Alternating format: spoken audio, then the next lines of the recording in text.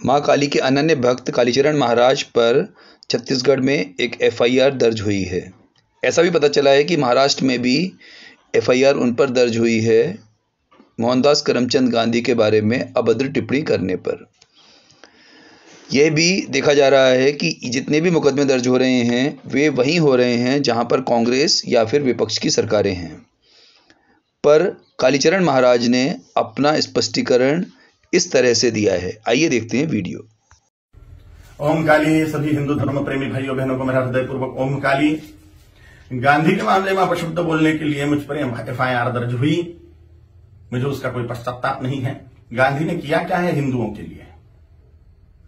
विश्वासघात किया है देश का। 14 वोट प्रधानमंत्री पद के लिए सरदार वल्लभ भाई पटेल जी को थे और 1 वोट भी नेहरू को नहीं था, तो भी नेहरू को प्रधानमंत्री क्यों बनाया? और ये वंशवाद की जड़ फैलाने वाले ये गांधी ने पूरे के पूरे कांग्रेस के अन्य प्रतिभाओं का खच्चीकरण कर दिया, अन्य प्रतिभाओं को कुंठित कर दिया। एक वंश गांधी नेहरू वंश का ही बोलबाला करने लग गए। सरदार वल्लभ भाई पटेल के हाथ में अगर तब प्रधानमंत्री पद गया होता था तो भारत अभी सोने की चिड़िया बनता था, भारत अभी जगतगुरु होता था, भारत अभी चक्रवर्ती सम्राट होता था, अमेरिका से भी बड़ी पावर भारत बन जाता था। यह महान विश्वासघात भारत की जनता के साथ में गांधी ने किया, इसलिए मेरे हृदय में तिरस्कार है गांधी के प्रति। हिज हाइनेस श्रीमंत ज्योतिरादित्य सिंधिया जैसे महान प्रतिभाएं कांग्रेस में थी, है, लेकिन इस गांधी नेहरू वंशवाद के कारण उनको व्यवस्थित कार्य करने का मौका ही नहीं मिलता। इस वंशवाद के जनक गांधी हैं, इसलिए गांधी नेहरू खानदान के वंशवाद के जनक है, राष्ट्र के जनक नहीं, इसलिए राष्ट्रपिता नहीं है। मैं नहीं मानता, कोई माने उनकी इच्छा। दे दी हमें आजादी, बिना खड़क बिना ढाल, साबरमती के संत तूने कर दिया कमाल। ये गाना लिखने वाले को 100 जूते मारने चाहिए। भगत सिंह, सुखदेव, राजगुरु, चंद्रशेखर आजाद, सुभाष चंद्र बोस, इन लोगों ने जो त्याग बलिदान किए, फांसी पर लटक गए ये लोग, इन्होंने कुछ नहीं किया देश की आजादी के लिए, ऐसा इनका बोलना है ये गाना रचने वाले का। इतने सारे महान क्रांतिकारी, स्वतंत्रता सेनानी जिनको फांसी दी गई, उसमें 80% सिख लोग हैं, 20% अन्य क्रांतिकारी हैं। इन क्रांतिकारियों ने जो अपना त्याग बलिदान किया वह व्यर्थ मान लिया ये गाना रचने वाले ने, सारा का सारा श्रेय गांधी को दे दिया। एक लाठी खाई गांधी ने कभी? ये फांसी के फंदे पर झूल गए ये नौजवान, लेकिन इनको कोई श्रेय नहीं।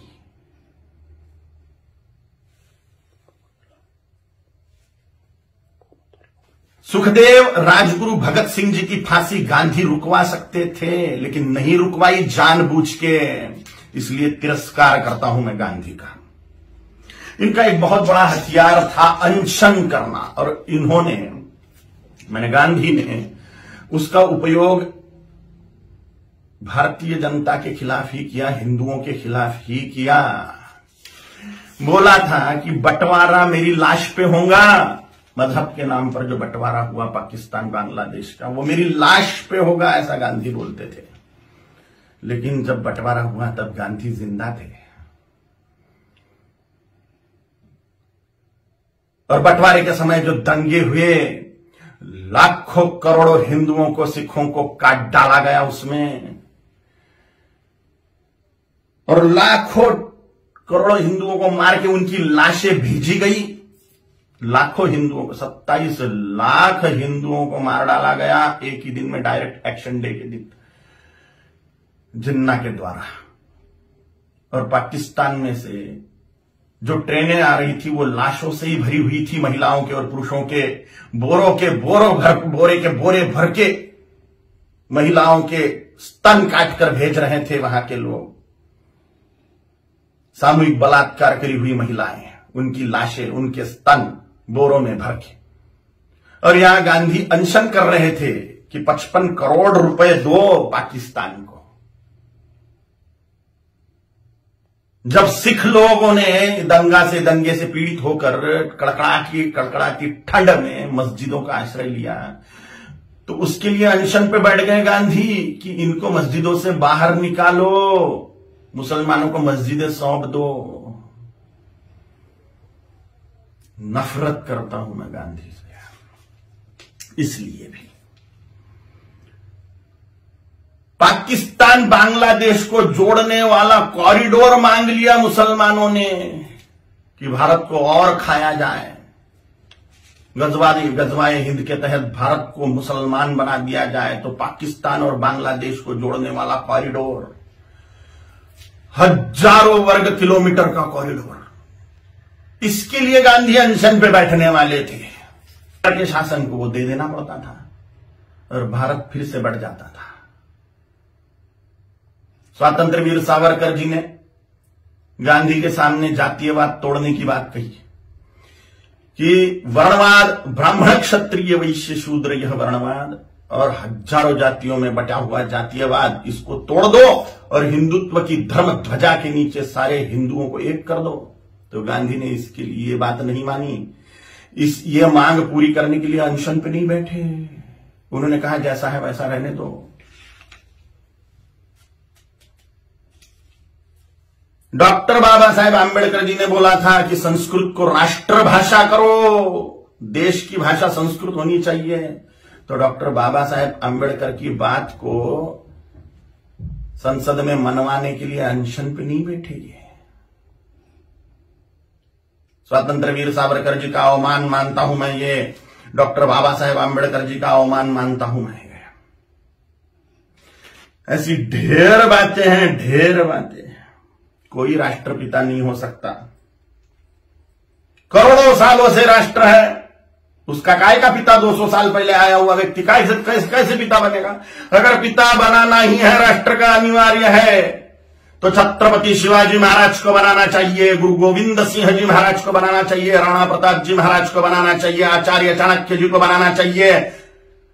और अभी के महापुरुषों को अगर बनाना है तो सरदार वल्लभ भाई पटेल जी को बनाना चाहिए, क्योंकि पूरे राष्ट्र कुल को एकत्रित करने वाले सरदार वल्लभ भाई पटेल हैं। छोटी छोटी रियासतों के टुकड़ों को एकत्रित करते हुए पूरे राष्ट्र को एक सूत्र में बांधने वाले सरदार वल्लभ भाई पटेल हैं, जिन्होंने राष्ट्र में जो टुकड़े टुकड़े थे उनको एकत्रित किया। राष्ट्र कुल को एकत्रित जिस व्यक्ति ने किया उसको ही राष्ट्रपिता का सम्मान मिलना चाहिए, ना कि हिंदुओं से पार्शियलिटी करने वाले गांधी को। अगर वो कॉरिडोर मिल जाता था पाकिस्तान बांग्लादेश को, तो हिंदुस्तान कब का मुसलमान बन चुका होता था। धन्यवाद है, कोटि कोटि धन्यवाद है महात्मा नाथुराम गोडसे जी को, उनके चरणों में साष्टांग नमस्कार है मेरा कि उन्होंने अपना बलिदान देके हिंदुस्तान को मुसलमान बनने से बचा लिया। गजवाए हिंद फेल कर दिया महात्मा नाथुराम गोडसे जी ने। कोटि कोटि धन्यवाद है उनको। महात्मा गांधी नहीं, महात्मा नाथुराम जी गोडसे हैं। और अगर सच बोलने की सजा मृत्यु है तो स्वीकार है। छत्रपति शिवाजी महाराज जी ने, छत्रपति संभाजी महाराज जी ने, गुरु गोविंद सिंह जी महाराज जी ने, राणा प्रताप जी महाराज जी ने अपने पूरे कुल का बलिदान कर दिया हिंदुत्व बचाने के लिए। तो मेरे जैसे तुच्छ जंतुओं का जी के फायदा भी क्या है? अगर धर्म के लिए हम बलिदान नहीं हो सकते तो मर जाए मेरे जैसे करोड़ों कालीचरण हिंदुत्व को बचाने के लिए, धर्म को बचाने के लिए, सनातन हिंदू धर्म की रक्षा के लिए तैयार है हम मृत्यु दंड को पाने के लिए। ओम काली।